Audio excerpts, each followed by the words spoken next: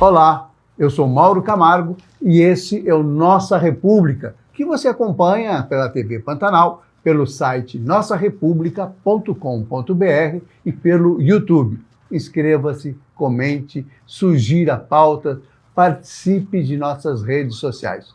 Nossa República dessa semana traz uma entrevista com os médicos Giuliano Castiglione e com Gabriel Zonardi. Ambos são oncologistas e cofundadores do podcast Do Outro Lado da Mesa.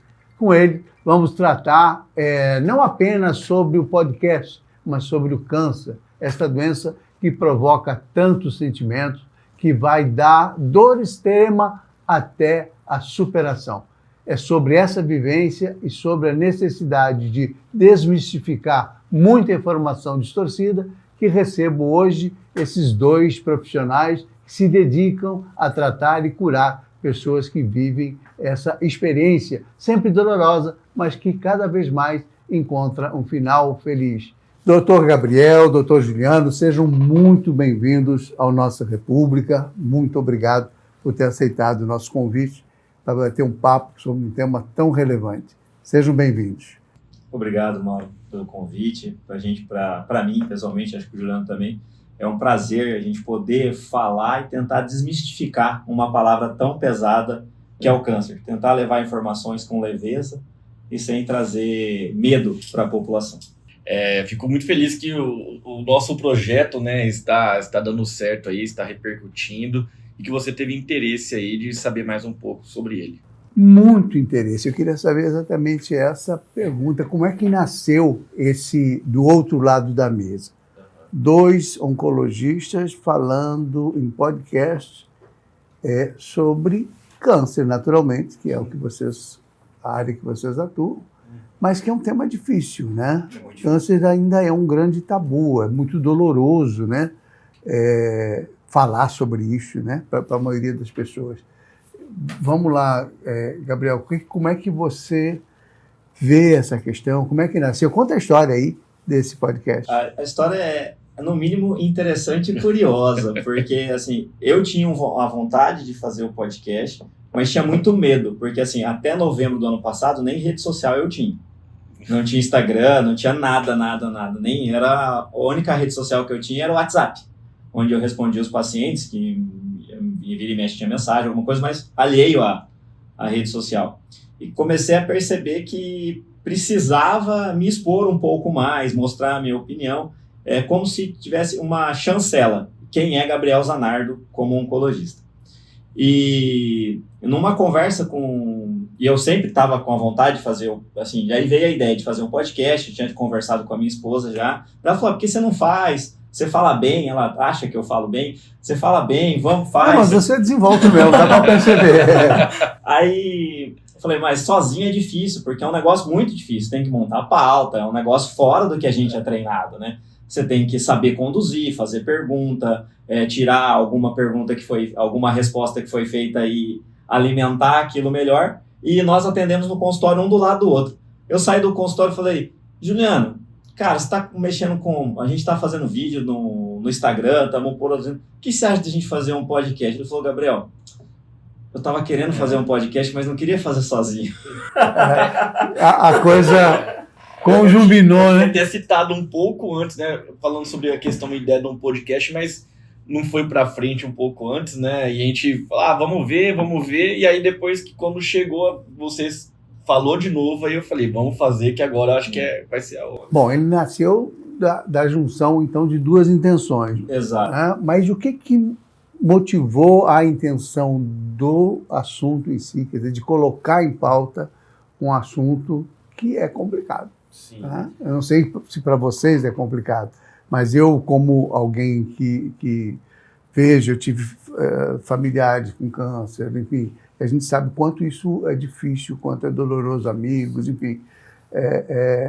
Como é que foi a motivação? Eu tenho que falar por quê. Eu acho que muito vem A gente tem uma histórico, né? Que o médico é frio. E o oncologista, acho que é visto como o médico mais frio de todos. Dentro da frieza, se a gente pudesse classificar, parece que o oncologista é visto como o mais frio dentre os médicos. E aí a nossa ideia era tentar transmitir para o paciente, para o leigo, informações mais leves, entendendo que nós já tivemos a mesma vivência. Porque essa é a ideia do outro lado da mesa. Porque meu pai teve um câncer de pulmão, eu estava no início da faculdade, para mim foi muito difícil ter o diagnóstico, e para mim também vinha aquela na mente que, quando minha mãe falou assim, seu pai tem câncer, era meu pai vai morrer, era essa informação que meu cérebro... Mas eu acho que a maioria das pessoas tem esse tipo de... E aí eu também tive uma experiência triste em relação a isso. Eu me criei com um primo irmão que morreu de leucemia.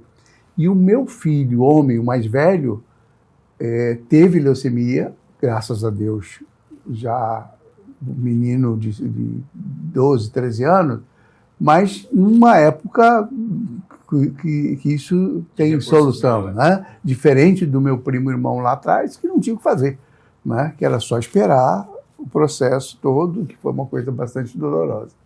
Meu filho não, meu filho já teve a felicidade de... A gente tratou lá em Curitiba com o Dr. Ricardo Paschini, da equipe dele e tal, que você deve ter ouvido falar com certeza, e é um centro de referência importante na América Latina no tratamento de leucemia. E ele ficou um ano lá, mas assim, quando eu tive a notícia aqui em Cuiabá, saindo do consultório com ele, com a minha esposa na época, aquilo era a sensação de morte, era um decreto de morte, porque ainda mais que eu tinha essa vivência, né, com um primo irmão, quer dizer, criado junto, aquela coisa, como irmão mesmo, a gente fala primo irmão, porque era como irmão mesmo. Né? Então foi uma experiência dolorosa. E aí quando você fala isso, e é exatamente isso, sai o chão, né? Não. Porque você não consegue ver perspectiva de cura. Você consegue ver a sentença de morte. É terrível isso. E a minha experiência foi triste. Meu pai morreu com 3 meses do diagnóstico, num momento onde a gente não tinha muito o que ser feito para câncer de pulmão. O câncer de pulmão é o mais letal entre os tumores. Grave, né? Mas na época, isso foi em 2004, não tinha absolutamente nada para fazer. Os grandes estudos de melhoria do tratamento do câncer de pulmão é de 2015 para cá. Então, em 2004 não tinha absolutamente nada. Mas, assim, é tentar tirar aquilo que a vida nos mostra.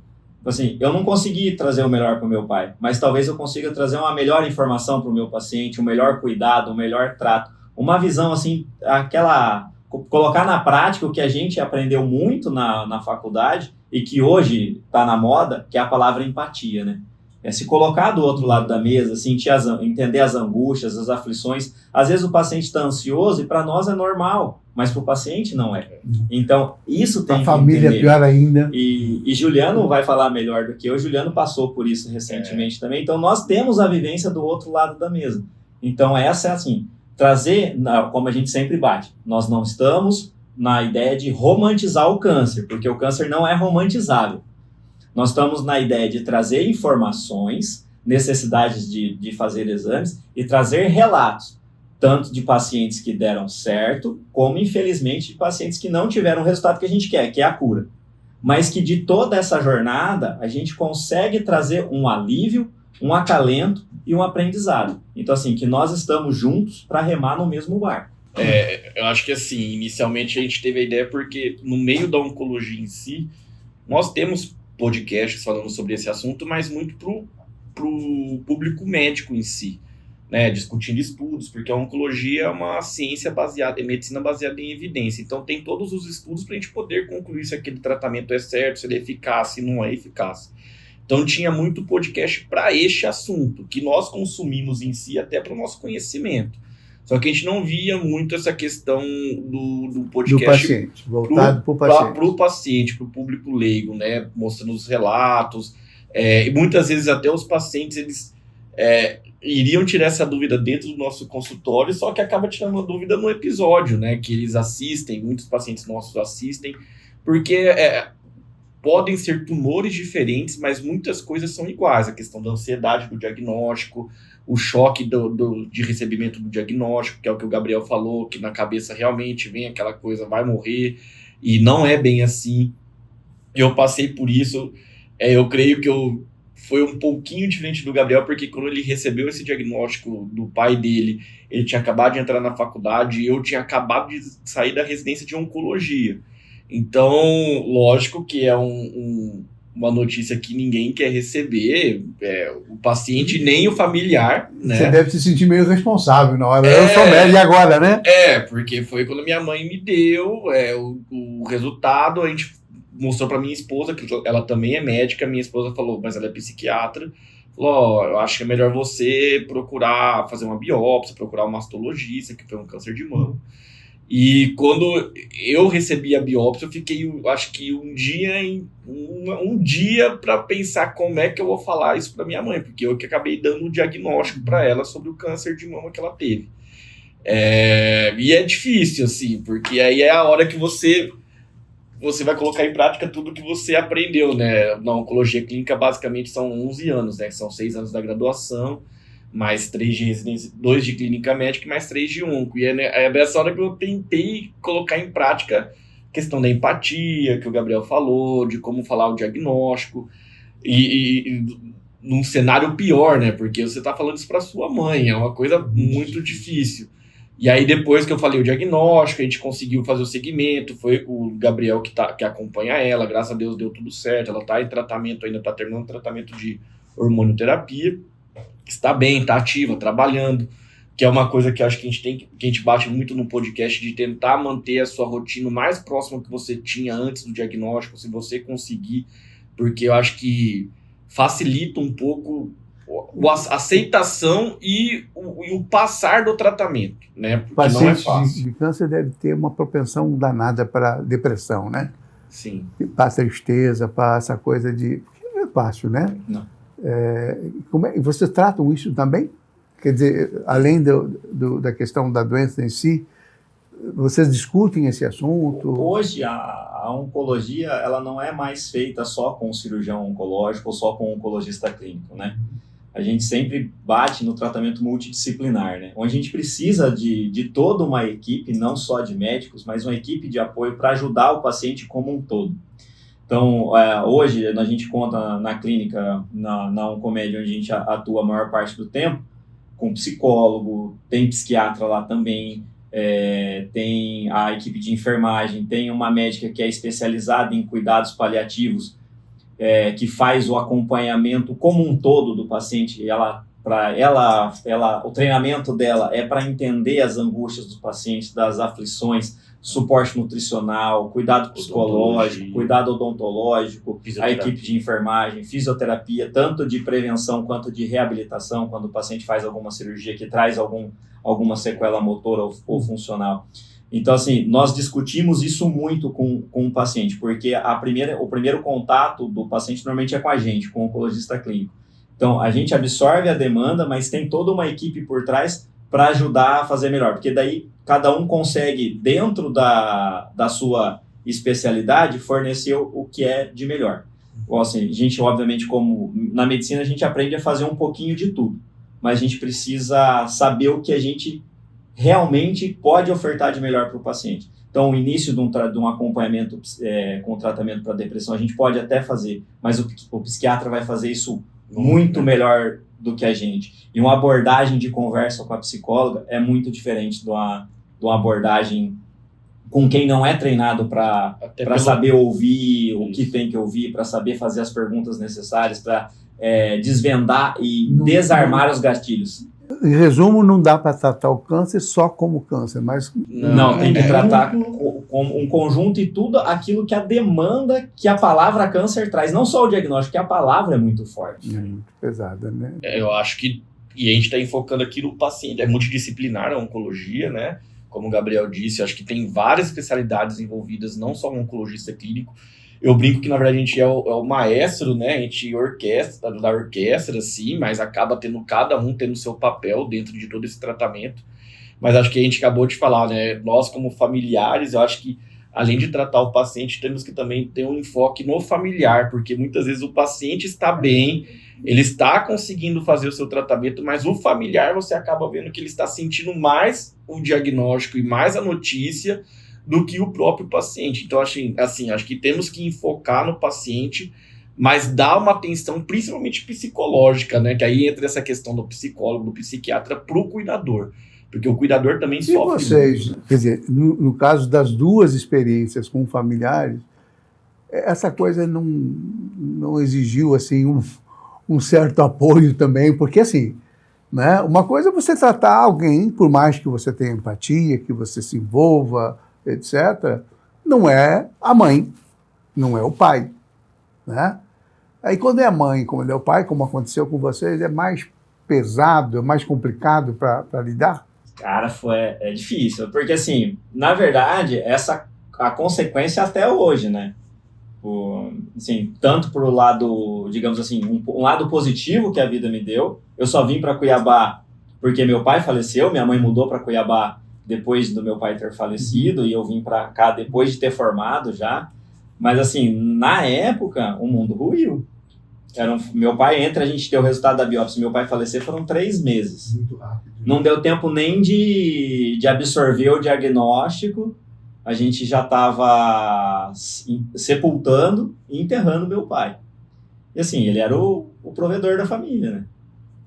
Eu morava fora, fazia faculdade em Curitiba, minha mãe morava em Apucarana, interior do Paraná. De repente, a vida...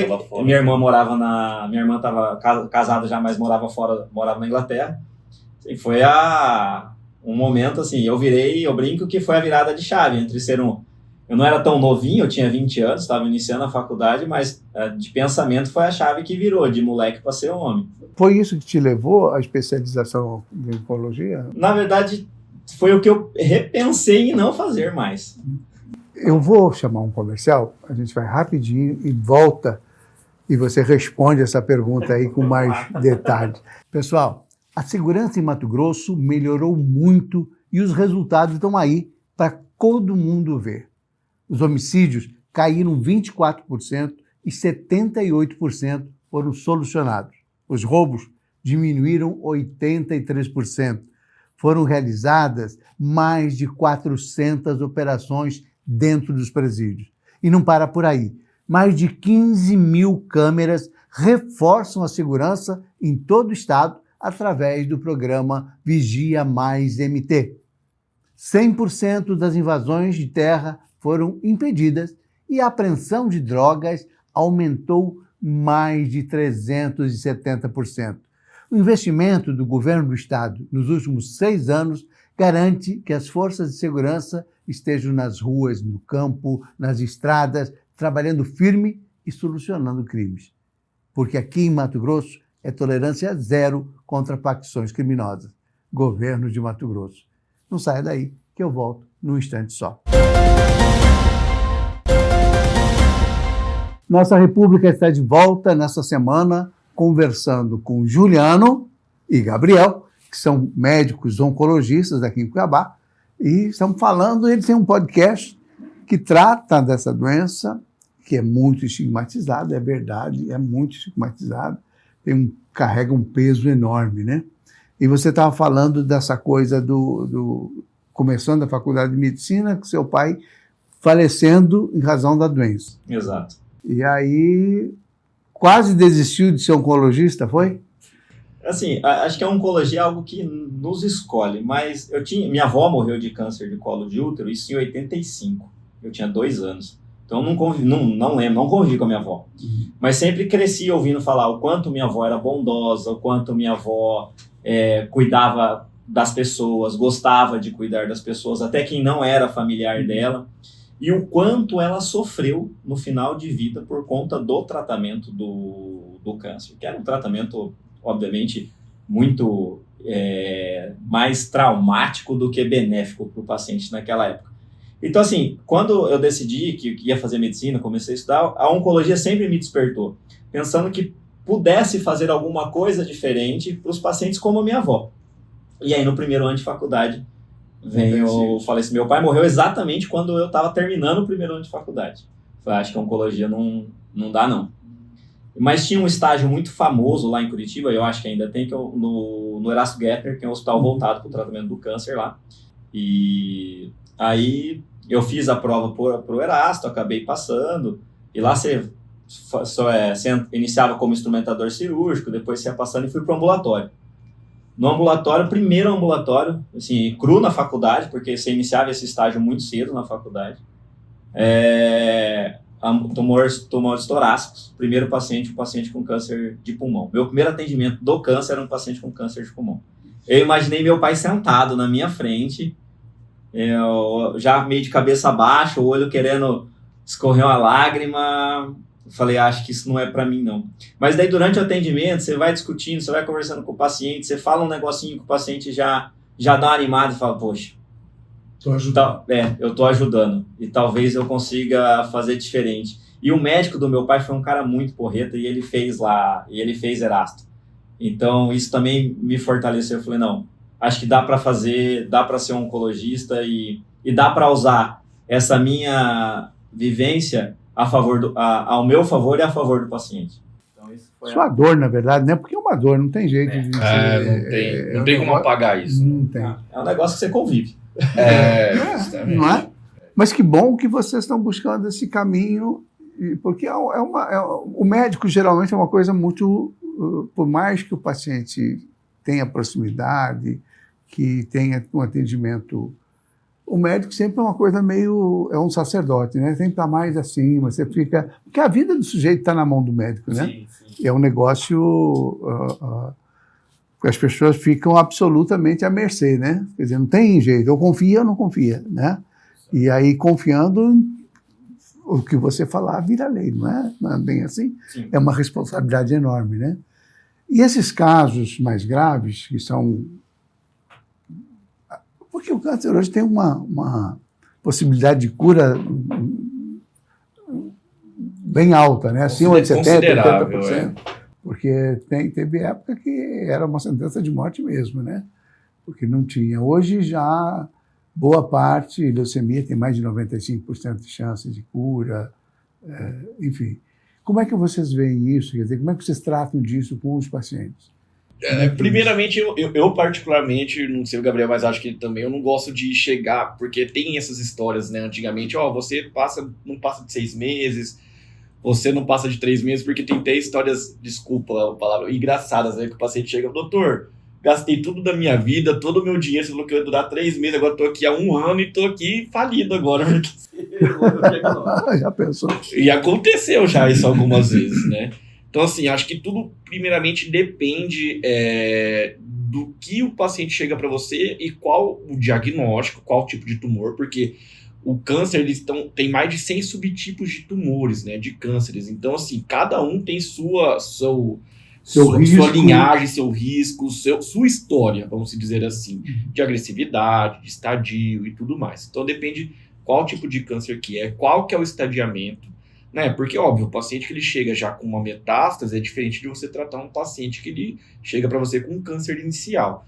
E que eu acho que isso é muito importante discutir, porque nós passamos aí Outubro Rosa ou Novembro Azul, que são meses de conscientização não só do câncer, obviamente que o Outubro Rosa é do câncer de mama e o Novembro Azul agora que nós estamos sobre o câncer de próstata, mas acho que é conscientização sobre a saúde feminina e saúde masculina, onde esses meses trazem pra gente a questão do rastreio, né, que o rastreio é, como o Gabriel disse até num episódio, que é você conseguir o diagnóstico inicial, que é a grande importância para a gente, vale para todos os tipos de câncer, porque se chega o paciente no meu consultório com um diagnóstico inicial, a conversa é diferente, a questão de cura da doença é diferente num paciente que chega para mim já com... Muda a segurança de vocês em relação... Eu acho que não muda a nossa segurança, mas eu acho que muda, na verdade, a segurança do paciente e do familiar também. Não, quer dizer assim, você não se sente mais seguro quando ele está...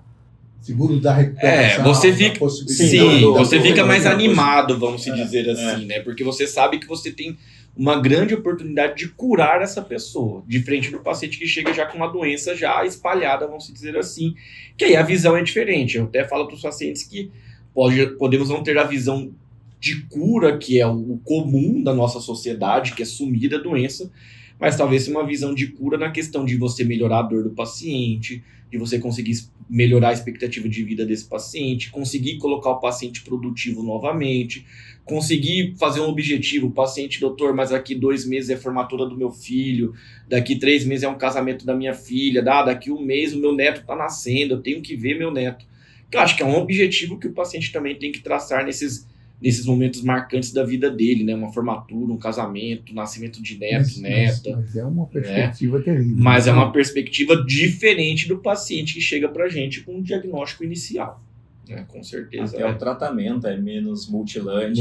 É menos complexo, precisa de menos coisas para tratar esse paciente e deixar ele curado.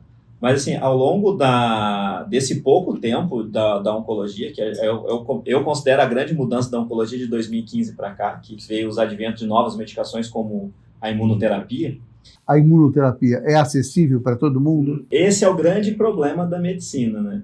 As novas tecnologias não são acessíveis para todo mundo. O Sistema Único de Saúde engatinha ainda, o SUS engatinha nessa acessibilidade. Demora muito a adotar, né? Demora, existem várias barreiras, uma delas é o custo, não é um tratamento barato. Então, assim, quem tem condições financeiras ou tem um plano de saúde, esse tem uma maior acessibilidade, mas mesmo assim já está começando a ter um encaixotamento do que você consegue acessível, porque realmente é oneroso, é caro. Então, assim, o estudo para melanoma, que é uma doença, na doença metastática, é uma doença muito ruim de se tratar, onde os pacientes tinham sobrevivido de 2-3 meses, o estudo principal, o primeiro estudo que mostrou o benefício da imunoterapia para melanoma, 2 pacientes ficaram curados, fizeram exames depois e a doença tinha desaparecido. A hora que você pega 2 pacientes em 700, parece pouco, mas era algo que não se via. Não via paciente curado com nenhum tratamento para melanoma. Isso dá uma esperança para a gente quando a gente pensa que a gente pode cronificar o câncer, mesmo ele sendo incurável. Porque quando a gente fala em câncer que não tem cura, o paciente esfria, é um balde de água fria. Só que a gente tem que, hoje, o que a ciência está tentando fazer? Obviamente, curar os que são possíveis de cura, e aqueles que não eram passíveis de cura, a gente tentar cronificar. O que é uma doença crônica? É aquela que tem tratamento, o paciente fica bem, mas ela não tem cura.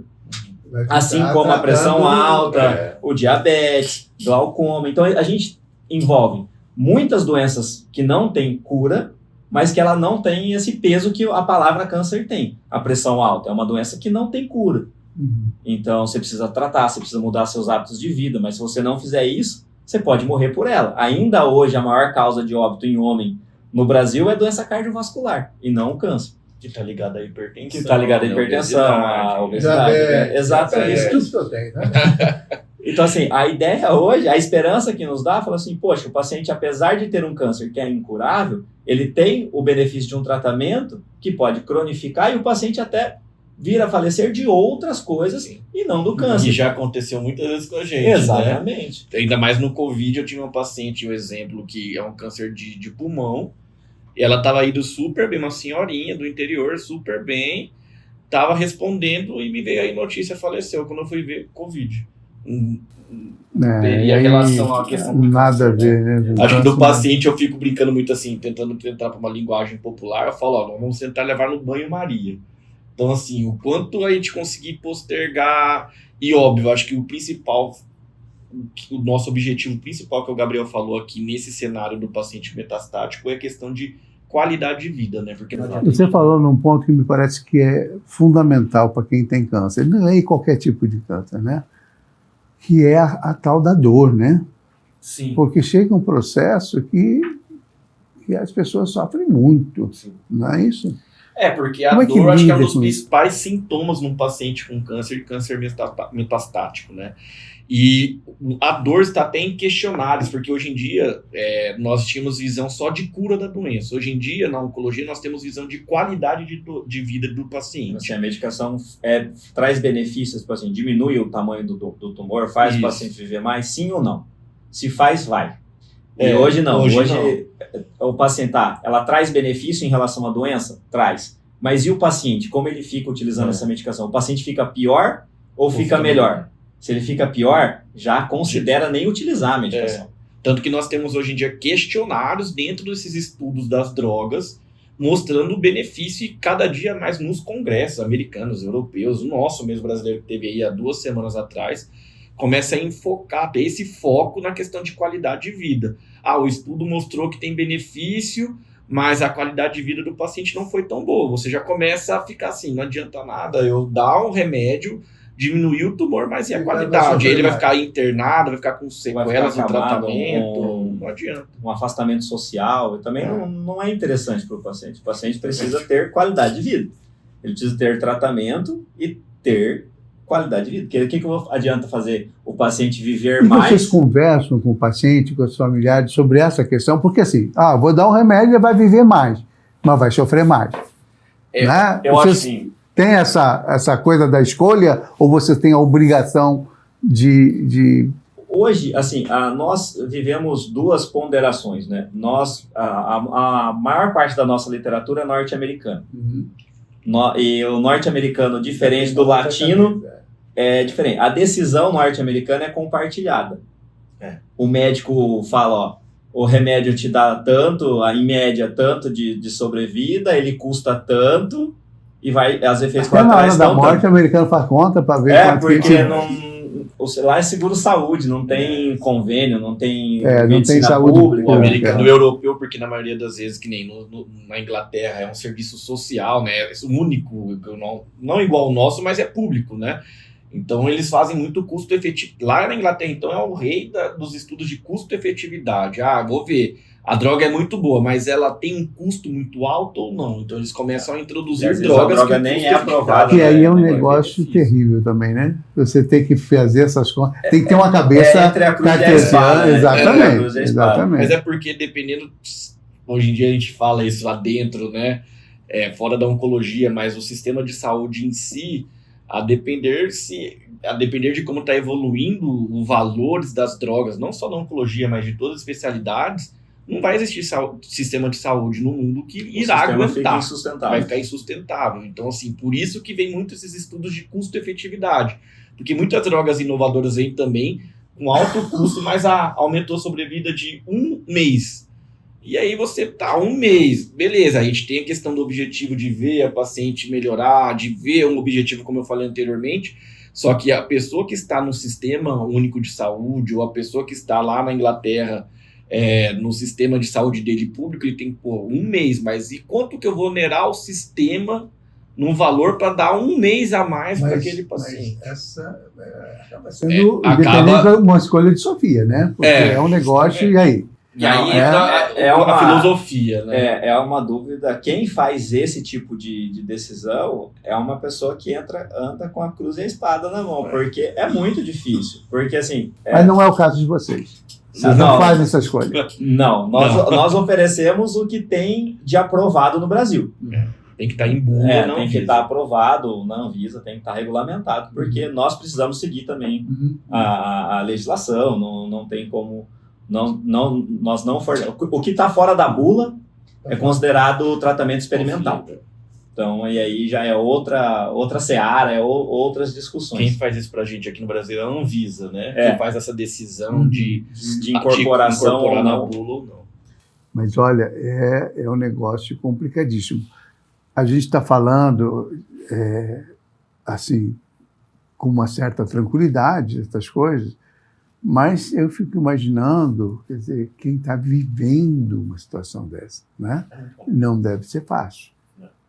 Né? E vocês conduzem podcast nesse tom? Ou é mais informativo? Ou é mais... Depende muito do convidado, né? Esses dois últimos foram mais informativos. Vocês chamam o paciente para conversar? Tem paciente, tem familiar. Tem médico que já foi familiar. Familiar.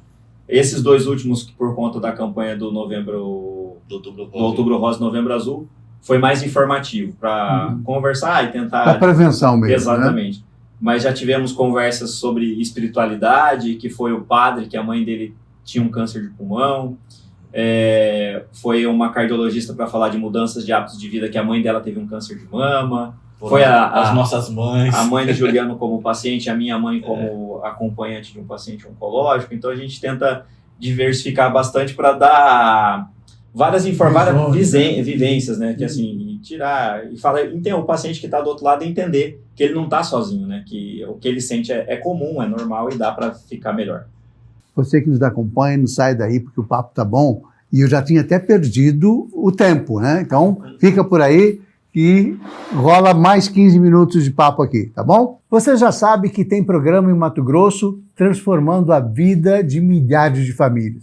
É isso mesmo. O Ser Família tem diversas ações que acolhem e melhoram a vida do nosso povo. Podemos falar do cartão Ser Família, que é um auxílio mensal que complementa a renda de quem mais precisa. Temos também o Ser Família Capacita, que já garantiu 33 mil vagas em cursos profissionalizantes, gratuitos e em todo o estado.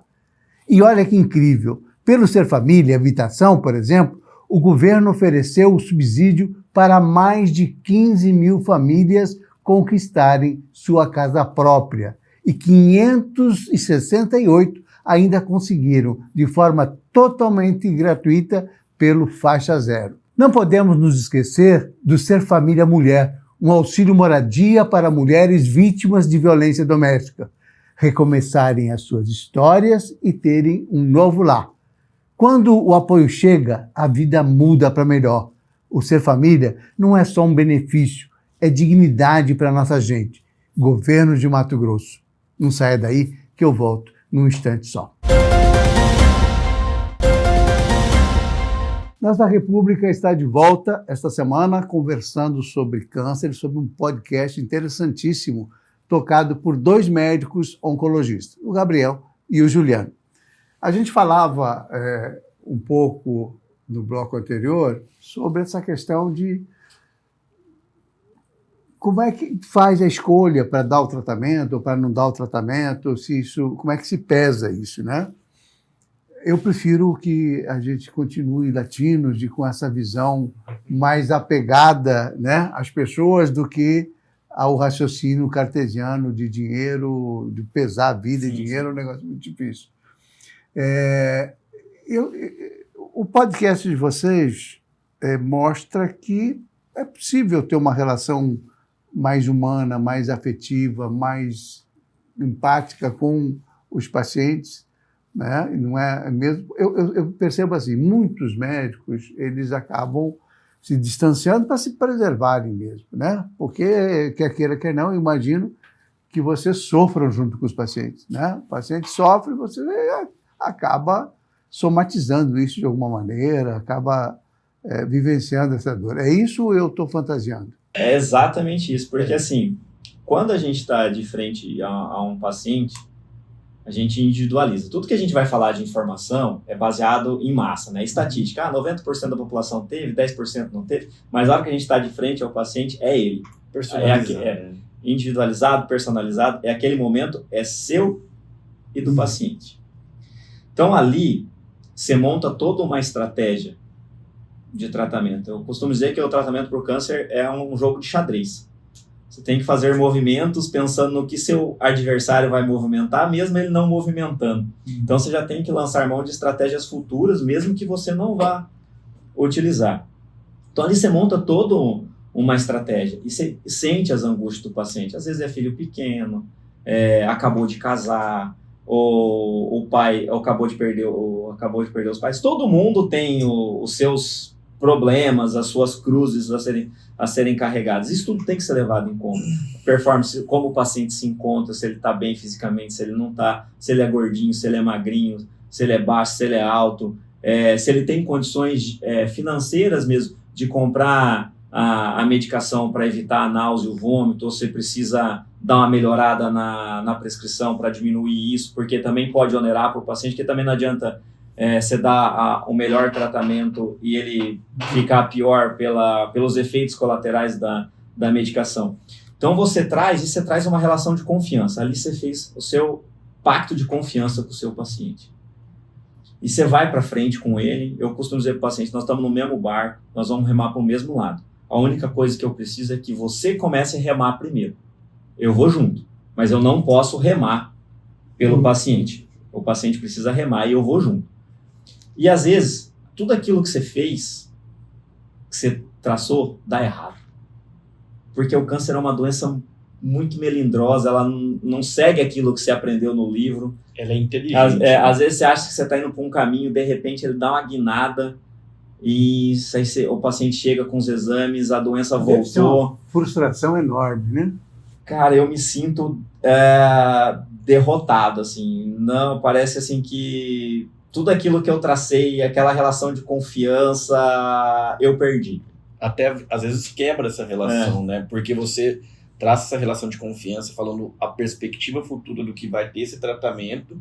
E às vezes eu falo para os meus pacientes, esse bicho ele é inteligente, ele não é bobo não. Então assim, muitas vezes ele cria uma resistência àquela droga que você está fazendo. Um mecanismo de resistência. E com isso, acaba muitas vezes a doença voltando antes do que você esperava, ou o paciente que é metastático, ela progredindo antes do que era esperado nos estudos, basicamente, é o que a gente tem. E isso quebra muito a confiança do paciente em si, talvez até com a relação com o médico, mas muito do paciente, e quebra psicologicamente a gente que estava colocando fé naquele tratamento que nós instituímos, porque a gente não iria instituir sem ter fé naquilo. Se não acreditasse. Né? E você acaba vendo aquilo tudo que o Gabriel falou, vai para água abaixo, né? É complicado. E vocês, claro, com certeza, cada um dos dois deve ter perdido algum paciente no decorrer do trabalho de vocês. E aí, como é que você se sente nessa hora? Quer dizer, não deu certo, o cara morreu. O cara não teve cura, o cara... Enfim, porque não é todo câncer que não tem cura, né? Hoje, graças a Deus... Na verdade, a maioria que nós atendemos tem cura e faz o segmento. Né? A maioria... O duro é que o que chama a atenção sempre é o trágico, né?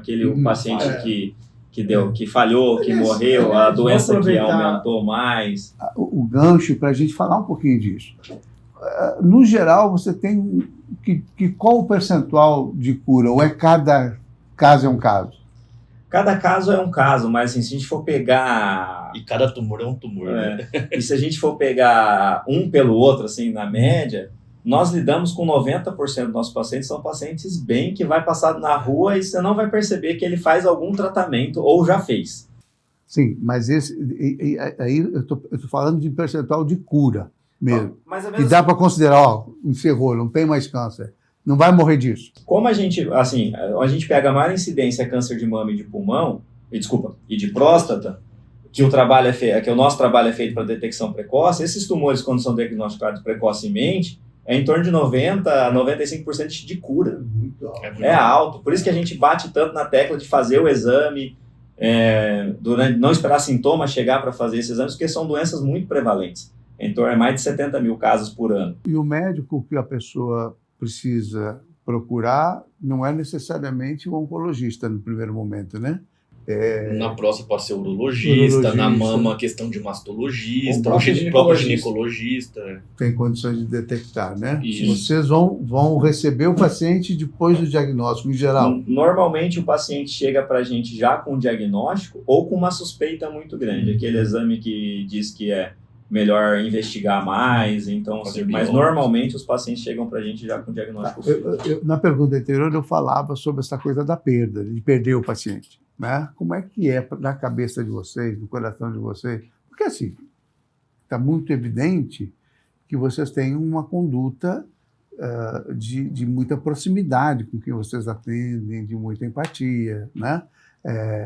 Uma vivência que é bacana de ver, né? De uma relação médico-paciente mais próxima do que é, no geral, que o médico procura se afastar para também não ficar sofrendo o tempo todo. Não estou condenando a atitude de nenhum dos tipos de pessoa, porque é do ser humano, né? Tem uma hora que você... não dá para viver a dor do outro, né? Mas tem muita gente que se envolve a um ponto de sofrer mesmo.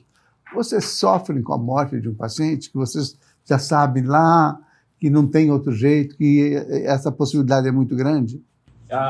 Eu, particularmente, sim. Se eu não consigo ser tudo que o senhor falou, eu, pelo menos, estou tentando ser melhor para o meu paciente a cada dia e tentar Obrigado pelo senhor.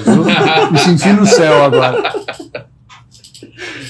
Mas, assim, a gente vai nos moldando, né? A gente vai treinando, porque, assim, infelizmente, eu não posso levar isso para minha casa. Eu preciso... Exatamente, tem um corte, porque né? Em casa eu tenho meus filhos, tenho minha esposa, tenho minha mãe, então a gente precisa estar bem em todos os lugares que a gente está. Obviamente, nem sempre isso é possível. O que eu tenho para mim é que assim, a luta contra o câncer, ela é muito difícil. Ela é muito pesada. E nem sempre eu vou ganhar essa luta. Então, isso eu já tenho muito claro. Então, perder o paciente para o câncer, para mim, não é tão pesado. O que eu foco é, eu conseguir fazer algo de bom para esse paciente, aí se eu não conseguir, isso me deixa muito triste. Aí eu sofro. Mas a responsabilidade não é sua, né? No sentido Não, de sim. entre a vida e a morte que vai acontecer e tal. Aquele paciente que, não que eu saiba, mas que ninguém vai saber, não tem como eu saber se ele vai morrer ou não, mas aquele paciente que já está caminhando naturalmente para o findar da vida, que a doença aumentou, que ele não tem condições clínicas mais de receber tratamento, eu tenho muito ainda para fazer por aquele paciente. Eu preciso dar. Esse paciente não pode sentir dor, esse paciente precisa estar limpo, aciado, precisa estar se alimentando. Então, assim, se um paciente meu faleceu com dor, isso me deixa muito triste. Então, assim, eu tenho ciência que a luta com o câncer nem sempre eu vou ganhar. É uma luta muito difícil. Mas, assim, o que eu tenho tranquilidade, buscar a tranquilidade é se eu fiz o melhor para aquele paciente. Não em relação à cura ou não. É igual Sou o suporte. Fazendo a analogia, em relação ao meu pai. Eu não pude fazer nada por ele em relação à medicina, mas eu pude ser um bom filho. Então isso já me deixa uma consciência mais tranquila, né? Exato. Enfim, eu fico muito agradecido pela presença de vocês aqui no nossa Danho Pública. Acho que essa conversa, às vezes, ela pode ser dolorosa, mas ela é importante, né? Porque as pessoas precisam superar as coisas, né? Não tem outro jeito, né? Não dá para eu morrer junto, né? Não tem cabimento isso, por maior que seja o amor, né? Não é uma questão de amor, né? Então, obrigadíssimo, parabéns pelo podcast, recomendo a todo mundo que escute, eu mesmo vou ser mais assíduo, né? Não é porque a gente não percebe, às vezes a gente não tem lições de vida disponível aqui para a gente entender a nossa própria vida, né? Os desafios que a gente enfrenta, que às vezes a gente dá importância a tanta coisa que não tem a menor importância. E outras pessoas sofrendo tanto que precisam dessa atenção. Parabéns pela profissão, não é fácil. E fiquem à vontade para as despedidas. Obrigado, Mauro, mais uma vez pelo convite. Obrigado aos ouvintes, telespectadores do Nossa República. Para a gente é sempre um prazer poder levar informação, poder desmistificar essa doença que traz tanta dor, angústia para o paciente, para o familiar, para quem cuida do paciente. Deixar o convite para que assistam o nosso podcast também, o Do Outro Lado da Mesa, e façam parte dessa família aqui. Está no Spotify? Está no Spotify e no YouTube. Maravilha. Juliano. Bom, Mauro, obrigado aí, essa oportunidade de mostrar nosso trabalho, né, nosso projeto. Eu acho que a questão do câncer é uma palavra pesada ainda na nossa sociedade, tem essa mística de morte, mas não é bem assim como nós já dissemos aqui. A maioria dos pacientes nossos estão bem, estão aí trabalhando, sendo ativos. Acho que a palavra câncer muito leva, quando vem para você, acho que tem várias doenças graves, mas o câncer que está muito comum no nosso ambiente, vai passar aí a doenças cardiovasculares como a maior incidência no mundo aí em breve. Eu acho que o câncer traz pra gente uma coisa que é o que você falou da dor, que ressignifica a pessoa, mas o câncer traz pra gente que às vezes a gente não precisa ser feliz com grandes coisas e grandes sonhos, né? Eu acho que pequenas coisas, quando o câncer vem, as pequenas coisas começam a ser mais significativas para nossa vida. Eu tive o diagnóstico da minha mãe, o Gabriel teve do pai dele, e a gente tem exemplos assim, que antigamente eu pensava em viajar para fora, ter uma casa muito boa, um carro muito bom do ano, um celular, não sei o quê. E aí quando vem esse diagnóstico da minha mãe, no caso do Gabriel, do pai dele, você começa a dar valor, assim, sentar na mesa com a mãe, almoçar, com o familiar que está passando por isso, passar mais tempo com essa pessoa, passar mais tempo com a família. Então, assim, eu acho que esse diagnóstico tem o lado ruim da questão do tratamento, de tudo que nós passamos, né, que não é fácil, só que leva essa face também boa, que você começa a dar mais valor naquilo que é pequeno até, alguns gestos pequenos, mas que você começa a dar valor mais naquilo ali.